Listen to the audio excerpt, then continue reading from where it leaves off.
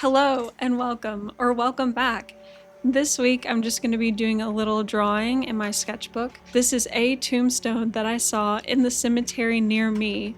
I really love this tombstone. It was just very unique. I've never seen a tombstone that's trying to look like a log before. So anyway, I'm drawing this week, and while I'm drawing, I wanted to talk to you about things I wish I knew before I started drawing. I have 5 points that I'm going to talk about today. The first one is use your eraser. You're not a failure. I think it's important to go into a new skill reminding yourself that you're not a failure for not knowing how to do that skill already. It's okay that you don't know it. You're not a failure for not ever having known how to draw at this point in your life, whatever point in your life that you're at. And it's important to remember that because otherwise you go into learning expecting to fail.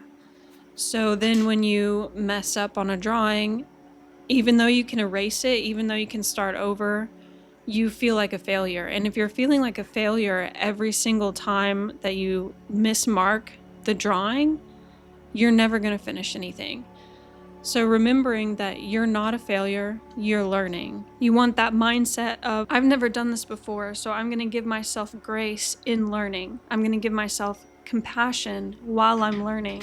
I know that I am capable. I know that I can learn this new skill, but I also acknowledge that I will not be perfect from the start. And that probably sounds to some people like an unnecessary advice point, but for some people that's going to be really helpful. And for me, it would have been for just someone to say that it's okay that I didn't know. There was a feeling in me that every mismark I made was proof that I wasn't an artist. It was proof that I wasn't capable of creating a drawing. It was proof that I was a failure, and that's just not true. Like, I'm literally drawing right in this video, and every time I return to an empty page, I have to remind myself I am not a failure every single time. So if you're definitely learning a new skill and you've never drawn before, or you've not drawn consistently, you've not like drawn as a hobby before, do not be mad at yourself.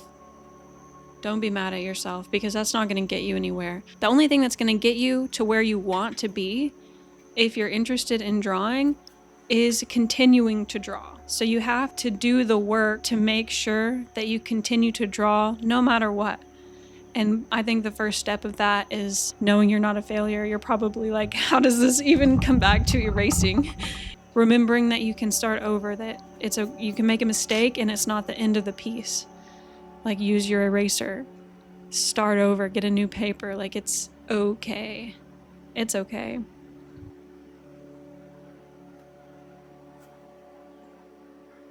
My second point is to break things down into bite-sized pieces. And the pieces are gonna depend on the size of your mouth. That might sound pretty fucking weird, but I'm just getting into it, okay? It's very tempting to want to learn everything as quickly as possible and to try and finish a drawing a day or a sketchbook page in a day, or just, do anything in a day. It's really tempting to do that, especially when you're excited, you're motivated, you're like, oh, I've got this idea, I really want to learn how to execute my vision, But as a beginner, if you're trying to do this as like a career and you want to make money off of it, you want to make money off of being creative, you want to be creative consistently, like, you've got to recognize that you cannot do everything in a day. And it's not holding you back to not be able to do everything in a day. But as a beginner, don't beat yourself up if it's too much. There's a lot of advice about just drawing every day. And I think that advice is actually really good. I think you should draw every day. But I think what they don't dive into, that a lot of people need, you can't beat yourself up if drawing one sketchbook page a day is too much for you. Because it's too much for me sometimes. Like, I like using a lot of small sketchbooks. I feel like my attention span is one small sketchbook page long, so I can draw one small sketchbook page. If I'm going to be adding shading and color to that sketchbook page, it's going to be happening the next day. I'm not going to be doing it on the same day. That's too big of a piece for me. So doing a bunch in a day is not impossible, but listening to yourself and what you can do is my point. So you have to break it down into sustainable pieces for you. Like, you only have so much energy in a day. So where can you fit it in? What's going to be sustainable for you? And that's the size of the bite that you need to be taking. Like, I may have one day of really intense productivity, but it's almost always followed up by burnout because I don't break the tasks down enough. Don't be afraid to do one sketch or one sketchbook page in multiple sittings. The same applies to learning. Like, learn line drawing and practice just observing something and trying to get it down on paper. And when you're comfortable with that, try learning about shading and the importance of value. And then after practicing that, learn about color, explore how it makes you feel, explore color theory. Then maybe try learning about perspective and focal points and ways to make your drawings more complete and more complex. But start small. Start where you are, realistically. Start with how much time you can actually give to it, and still give a little every day. And if you feel like you can't incorporate your broken down practice or learning into your life, then it's not small enough. You need to break it down smaller. You can even draw one single line in your sketchbook a day if you have to. There are no rules, because even with the one line a day, you'll still be making progress. And as you continue to gain knowledge and confidence, you'll naturally start to do more. Like, you're not going to be stuck at only doing one line a day forever, unless you keep yourself there.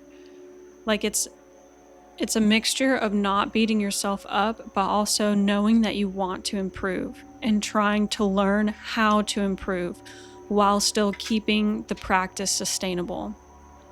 That's what I want this point to be about. I don't want you to be fooled by the rapid skill growth that we see on the internet. While some people experience that, it is not everyone's experience. Everyone has to start somewhere, and everyone grows at their own pace. So remember, you are not a failure. Remember, you will choke if you don't break things down into bite-sized pieces. Point number 3 is knowing how to play. And this comes from me being, I guess, having gone to college. Like, I wouldn't say an academic background because I did not take art classes. I took theater classes, which is probably similar in a lot of ways. I wouldn't know because I didn't take any art classes.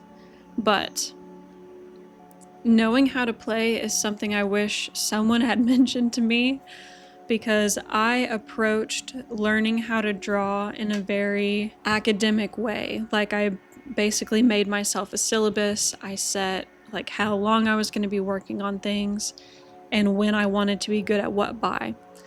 And this is not the best way to do it. This was not the best way for me to do it.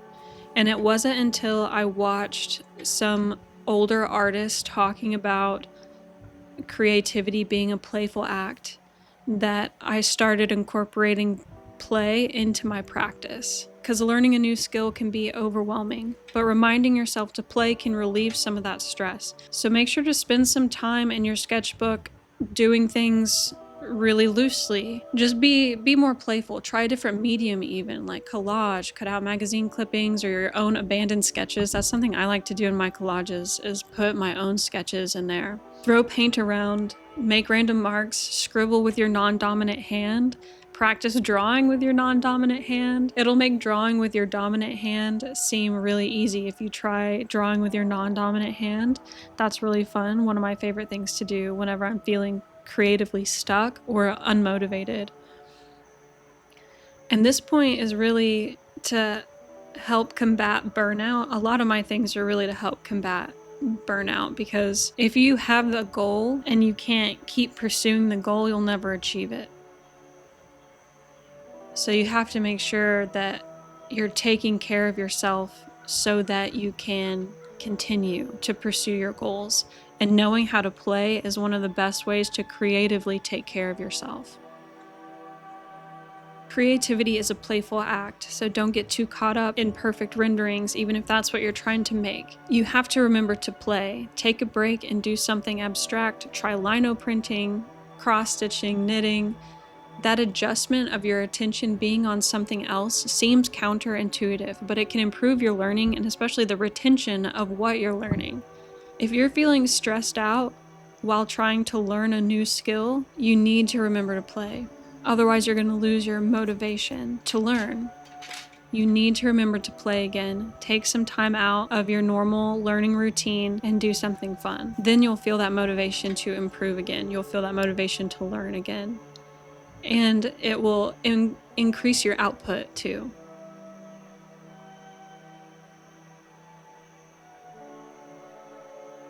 So my fourth point is reading artist biographies and/or journals.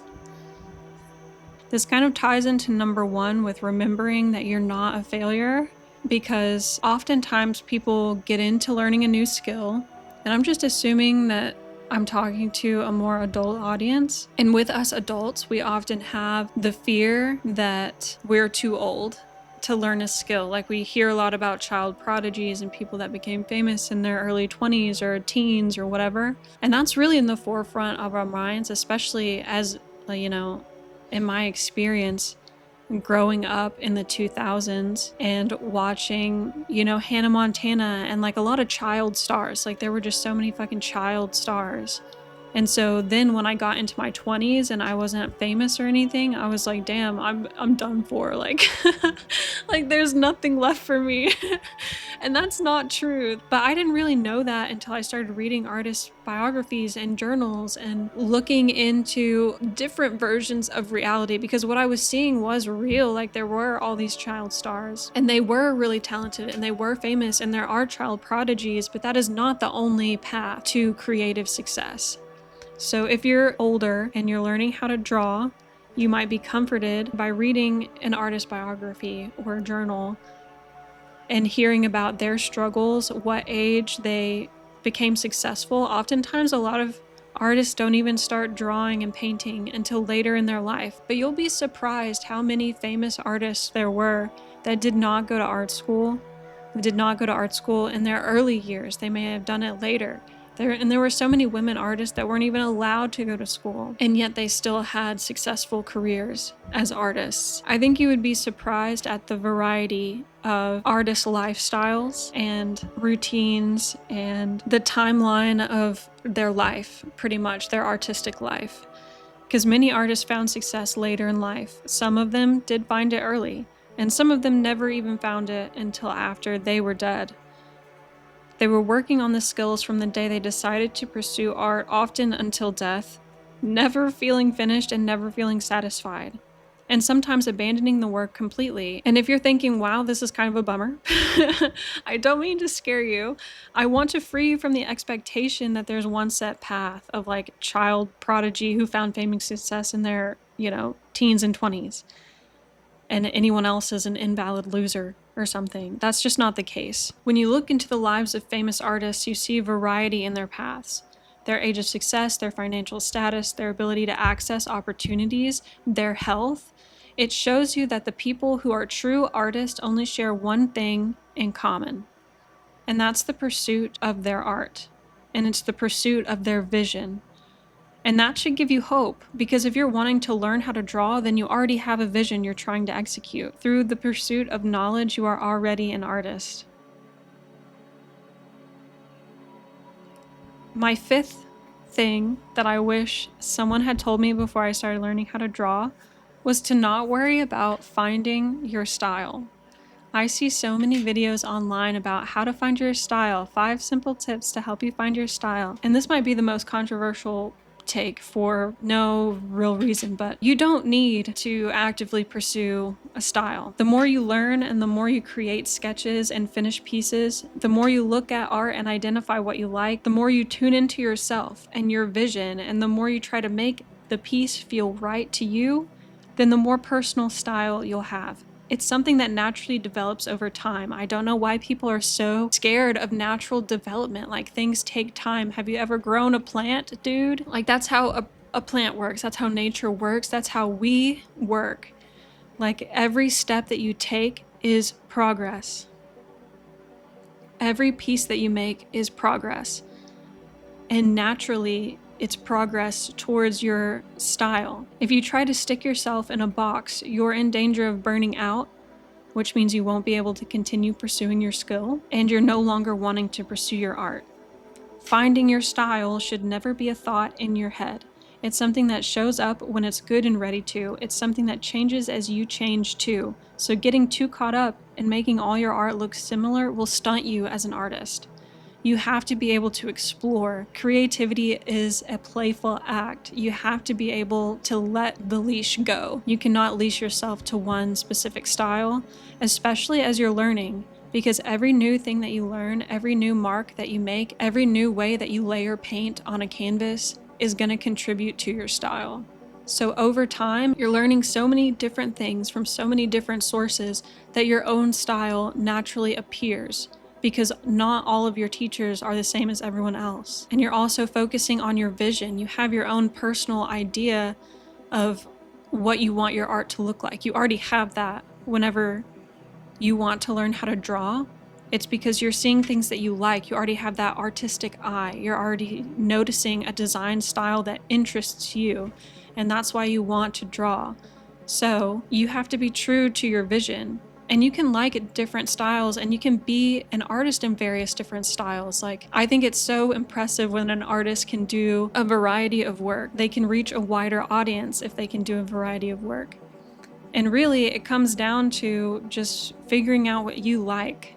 What do you like? What do you enjoy making too? And that's where your personal style will develop. So my advice to you is to never ever think of finding a personal style.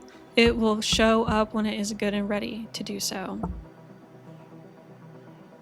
And that's it. And those were the 5 things I wish I knew before I started drawing. So I hope they're helpful to you. A lot of them are about mindset. I've watched a lot of other videos about learning how to draw and things, and it's all very practical knowledge. So I know there's already a lot of that out there. And what I struggled with was actually executing the practical knowledge because of the mindset. So all of my points are about mindset and how you can change your mindset, how you can practically break down tasks to be able to do them. Because if your mindset's messed up, if you don't believe in yourself, you're not going to be able to sit down and create a large piece or anything. It's mindset and skill set, you know? So you have to build up your skill set and you have to maintain your mindset. Thank you so much for watching, and I hope to see you again next week.